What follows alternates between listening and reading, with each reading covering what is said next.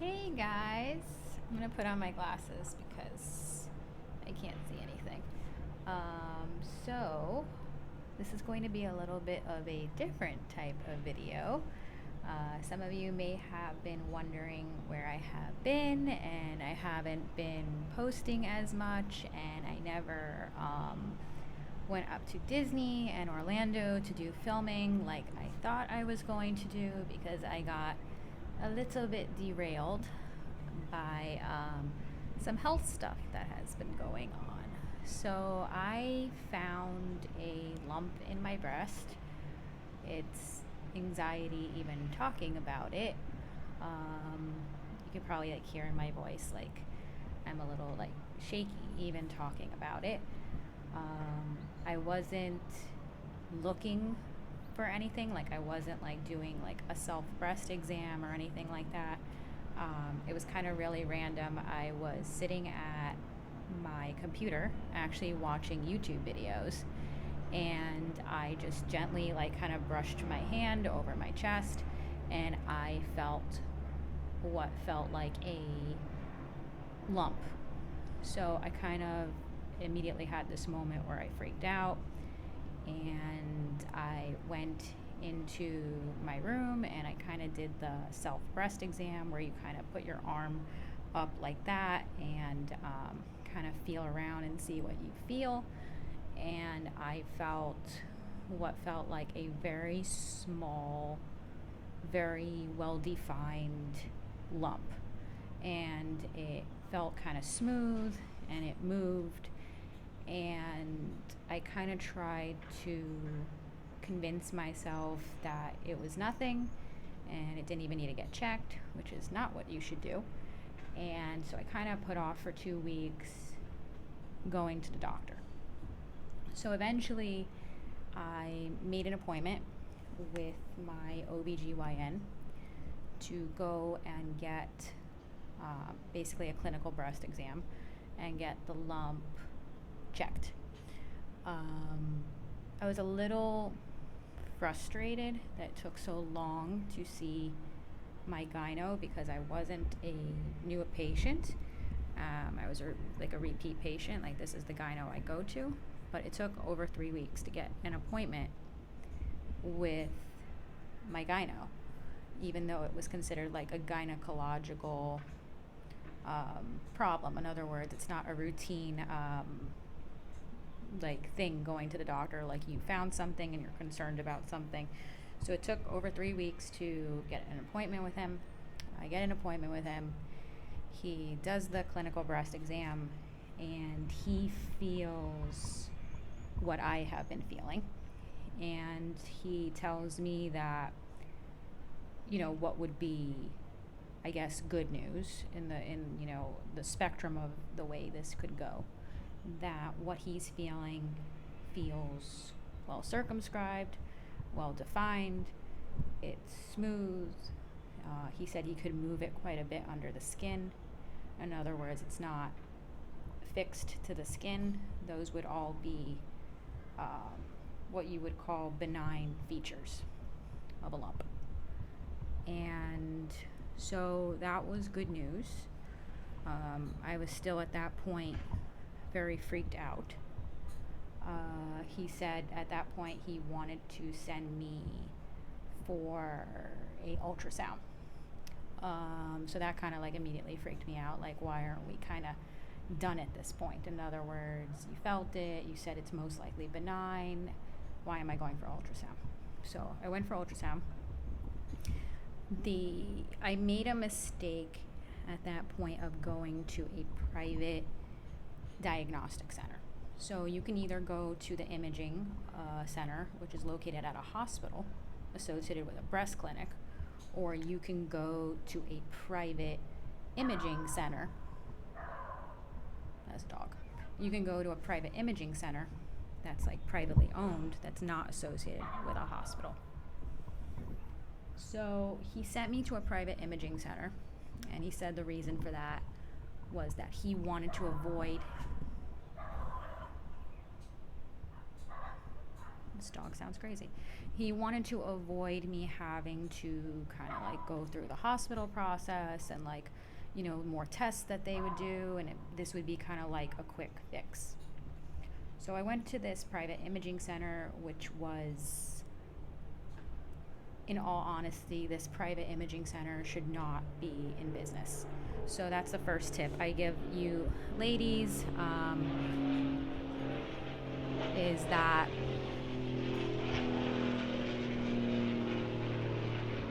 when you have a health concern happening, do not take the easy way out where you are going to, in other words, the quickest way out, which would be the private imaging center, instead of going through the motions of having to set up an appointment at a breast clinic at a hospital.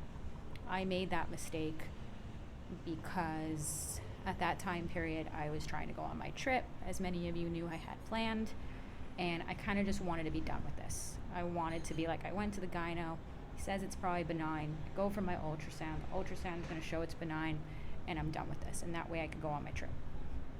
So I went to this private imaging center, and the center was a mess in terms of like competency and what was going on there, and the reviews of this imaging center were really bad. And I do not mean like one comment, I mean hundreds of comments. Every comment was like, do not go here. And what did I do? I went there. So as soon as I got to this imaging center, the girl who's the check-in lady told everyone we're running behind because we have one lady who's doing scannings, and she's our one tech, and she said she's new on the job, it's her first week. That was a red flag. And then she's like, the old tech we had, she quit. So I get into the room finally with this woman. She appears to not know what she's doing. She, I would later read that there's all these different like compression techniques to doing an ultrasound properly, where you apply pressure to the breast and you do it different ways so that the image is accurate. She did not know what she was doing. She didn't apply compression to the breast. She could have been, in all jokes, she could have been doing an ultrasound with one hand and mixing a cake with the other hand. She did not know what she was doing. And I think that my images from that scan were jeopardized because she did not know what she was doing. Because I'll get into that in a bit, because I ended up having a new ultrasound done. So this private diagnostic center has a team of like kind of like freelance radiologists that will get your scan and give their opinion on what your scan is looking like. So in breast cancer awareness, they have what's called a BIRAD system, and it goes kind of from 1 to 5 or 1 to 6, really 1 to 5. 3, a BIRAD 3, means that probably benign. Then BIRAD 4 is a little bit more complicated, and because they wanted to get more specific, BIRAD 4 has actually been put into 3 different categories. I live in Miami, that's why you're hearing all this different craziness in the background. So BIRAD 4 has been split into 3 categories: BIRAD 4A, 4B, and 4C. 4A means low suspicion of malignancy, which is still very low. I think it goes like 2 to 10%. And then it goes up from there with moderate and high. 5 is high suspicion, and then 6 is confirmed malignancy once you've had exams done, in the sense of like biopsies. So I got ranked a 4A. A 4A means low suspicion of malignancy. The ultrasound showed what's called a hypoechoic mass that was very small, about 1 centimeter, which is good. And it had what was called mostly circumscribed margins, which is a good thing, and a well-defined border. But what it did have were certain areas of the mass that showed some irregularity in the margins. In other words, it didn't have a lot going on that would indicate, you should be very concerned, but it had a few little things that got it put into category 4A, which is still very low chance of malignancy, but means you need to get a biopsy basically done. So at that point, I freaked out pretty good. A lot of crying for weeks. And by the way, so you have a timeline of how long this has been going on. I first found the mass in mid-October.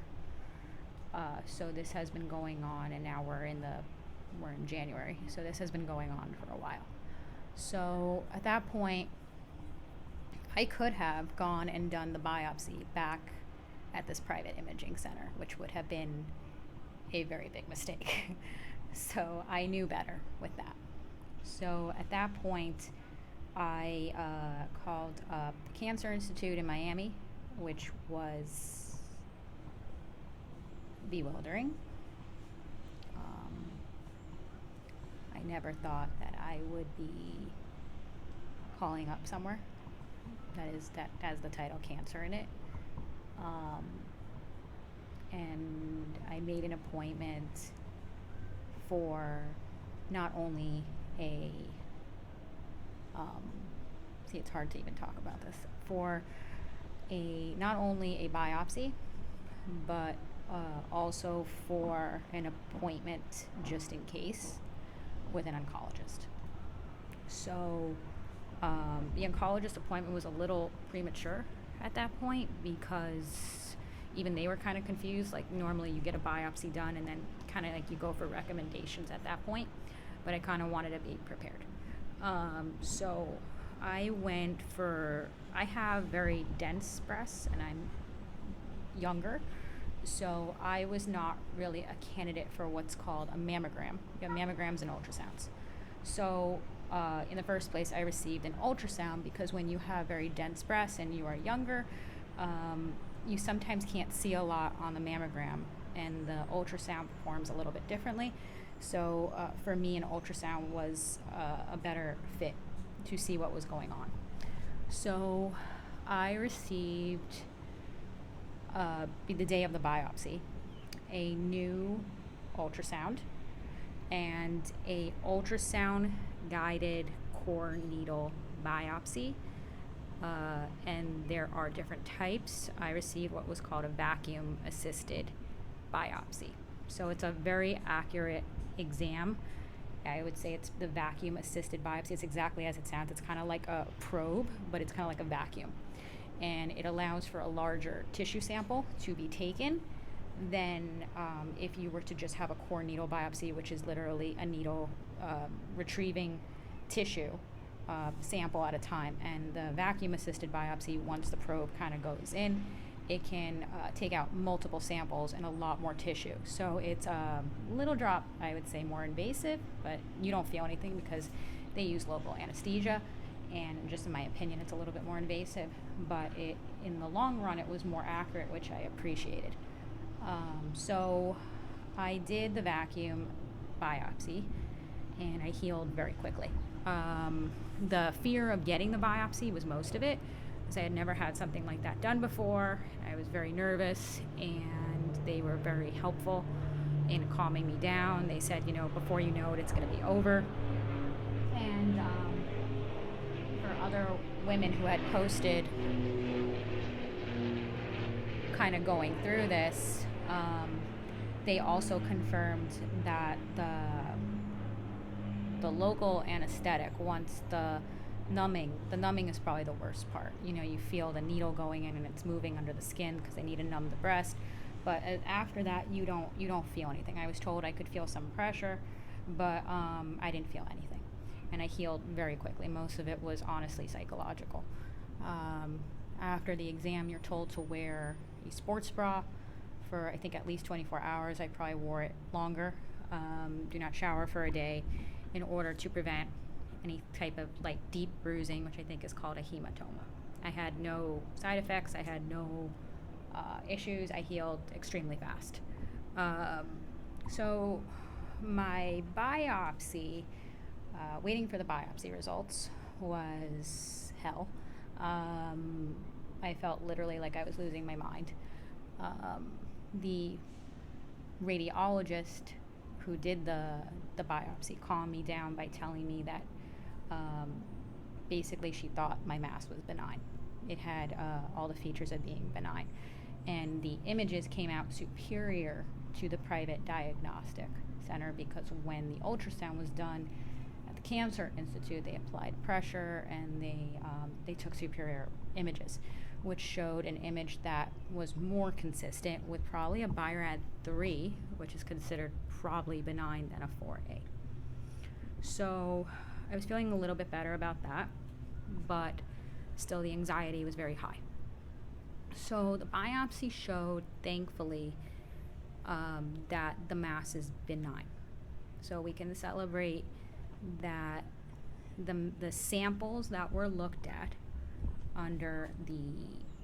by the pathologist, the samples that the pathologist looked at are benign, meaning no cancer was found, and they went on to say that no malignant features were observed in the pathology. In other words, it wasn't even considered like borderline, where you're seeing some features that could be suspicious of malignancy. In other words, so we kind of have ruled out that the mass is, could be malignant, but so they do not think that the mass is malignant, which is something to celebrate. They believe it is benign. So that's kind of like my starting point. We're not dealing with cancer. The report showed that I have what is considered either a fibroadenoma, which is a benign tumor that affects young women of reproductive age, which is what we were suspicious this was of the entire time. That's what the gyno thought it was. That's what even the 4A report from the diagnostic center thought it was still a fibroadenoma. They said that in the report, and the radiologist from the Cancer Institute thought it was a fibroadenoma, which is a benign tumor of the breast that affects young women of reproductive age. They don't really know why it happens. Some people say it happens because of stress. Some people say it's genetic. They don't really know. So the report also showed that there was a little bit of confusion as to whether the mass was, it said, what it actually said was differential diagnosis. In other words, what it could be. It's a fibroadenoma, or the small percentage chance of it being what's called a benign epithelial tumor. A epithelial tumor is extremely rare, like extremely, extremely rare. It's like 1% of breast tumors. Most of them are benign, and because my report said that I didn't have any malignancy, it would be benign either way. So basically I got put into this category, which is called a fibroepithelial lesion, which means that the difference in diagnosis is basically either a benign fibroadenoma, fibroadenomas are always benign, or a benign epithelial tumor. Because they put in my report that there was a small percentage chance, that basically they couldn't tell the difference on pathology whether it was a fibroadenoma or it was a benign epithelial tumor. And because they could not tell the difference between the benign fibroadenoma and the benign epithelial tumor, a benign epithelial tumor, unlike a fibroadenoma, has a little bit more of a chance of causing some problems over your lifetime. In other words, the mass is not malignant, but it can, if it was a epithelial tumor and it was benign, which they believe it is, it could grow, and if it grows, it can distort the appearance of the breast and things like that. So because of that small chance, and I, for the record, do not have any growth happening. In other words, most of the times that they even suspect it could be a benign epithelial tumor is that you're experiencing a lot of discomfort and you believe the tumor is getting much bigger very quickly, And I don't believe that that's happening because I don't feel anything. I don't see that it got bigger, and it didn't appear to really have gotten much bigger, if at all, over the months. So, but because there is that very small % chance of it being the type of benign mass that can distort me, they have recommended me to speak to a breast surgeon to most likely have what's called a lumpectomy. So a lumpectomy is where the mass, which is very small, it's only about a centimeter, is removed, and most likely a small amount of healthy tissue around the mass. But because I'm dealing with a mass that is so small, it would be a very simple procedure. And it's, for me, this mass is very, very close to the skin line, and where I don't have really a lot of tissue going on, so small that I don't, from what I've seen of the procedure online, it doesn't appear it's that much different than pretty much what I had done with the core needle biopsy. The only difference is they make a little bit of a larger excision, like a larger amount of a cut, and they, snip it out, basically. So that's kind of where I'm at with this. This has been a very rattling, I don't know if that's the correct word, rattling experience.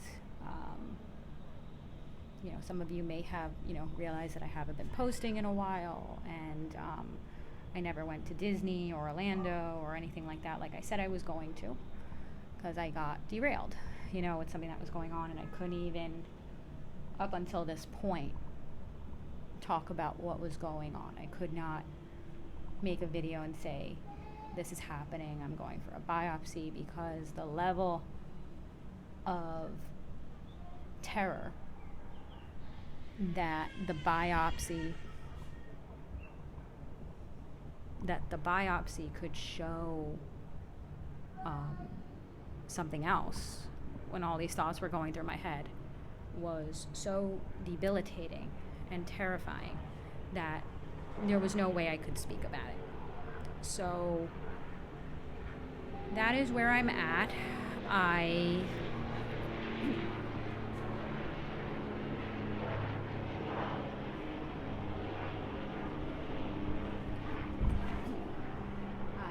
feel a lot more relieved knowing that what I have is not cancer.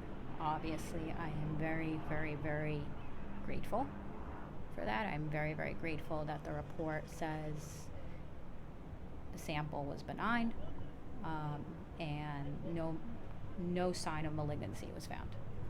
So I'm very grateful for that. And also, my mass was very small, and if you Google vacuum-assisted biopsy and the size of the needle, it is a very accurate test, because it is a very considered a minimally invasive procedure, but it is a very, very accurate test because they are removing a very large amount of tissue. And because my mass is so small, I really don't even know at this point, because I haven't had another ultrasound, I don't even know how much of my mass is left, to be quite honest. I could have a speck of a mass left. I really don't know. In other words, how much of it was removed in this procedure, because they took quite a few samples with a very large needle for a very small mass. So I feel confident in the results telling me that I do not have cancer, which I am very, very, very grateful for. The fact that I have something that you would really refer to as a nuisance, or something that may need a preventative lumpectomy done, I think that I should be grateful that I am in this category. In other words, I'm not someone who got incredibly bad news. I'm someone who was given, a thumbs up that it's not cancer, and, based on the surgeon's recommendation, and I haven't met with her yet, I may have to get, or it's encouraged to get, a preventative lumpectomy to avoid who knows what in the future over a lifetime, which in the long run of health is really not considered a big deal. So we'll end up doing updates on this video now, on what's going on now that I feel I can speak about it. So, I'll kind of let you guys know if I'm doing a lumpectomy, which is kind of what I'm feeling is being recommended right now. Who knows? She may not recommend it. She may recommend kind of doing a monitoring. In other words, to do ultrasounds over the next couple months to see if it gets bigger, which would kind of indicate if it's a fibroadenoma or it's a benign filial tumor, because filial tumors are consistent with very rapid growth. So she may recommend monitoring. She may recommend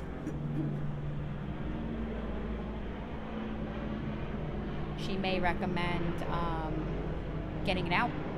I feel like a lot of people, even if they were just diagnosed with a fibroadenoma, may have.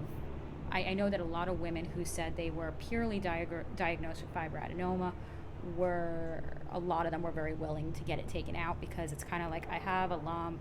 Lump is really not considered normal, but kind of considered a benign abnormal. So I think a lot of women will opt for taking it out because they don't want to have it in the back of their mind. It's kind of there, and I go for ultrasound checks. So I feel like I'm probably going to gear more towards getting it taken out, and kind of going from there. But I wanted to let you guys know what was going on.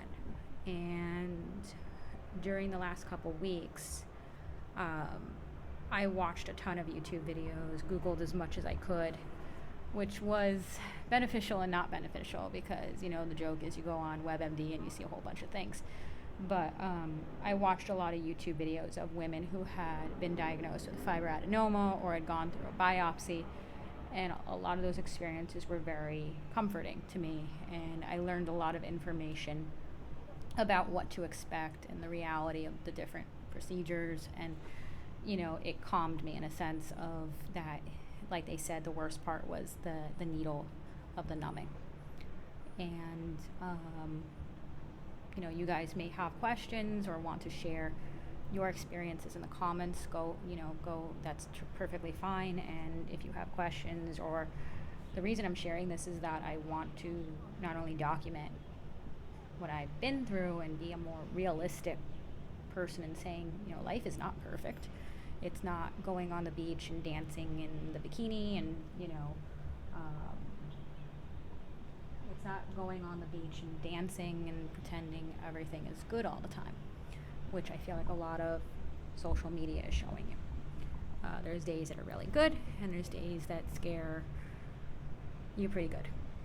And this has been a very scary experience, and I am very, very grateful that no cancer was found. Making this video that maybe it can help someone else going through this process. If you have questions, I'll try to answer it, and I'll be making more videos, as I get the lumpectomy done, that maybe that can help someone else understand exactly what occurs in this procedure, in this process. I can tell you, do your self-exams. I am very young, and I didn't think I would find anything. So do your self-exams. If you feel something in your breast that for you is abnormal, in other words, I haven't felt this before, go to the doctor, get it checked, and understand, which is something I had to learn, that this is going to be a little bit of a process. When you find something, it may take months to get a understanding of what is going on with your health, and kind of just be patient and not assume the worst, and take it one day at a time. But I hope that this video helped someone out there who is going through this. Yeah. So thanks guys for watching, and in the next couple days I'll try to film something a little happier, something like a fashion video or something like that. But I wanted to share with you guys what was happening, and thank you guys for watching, and I will see you soon, and bye.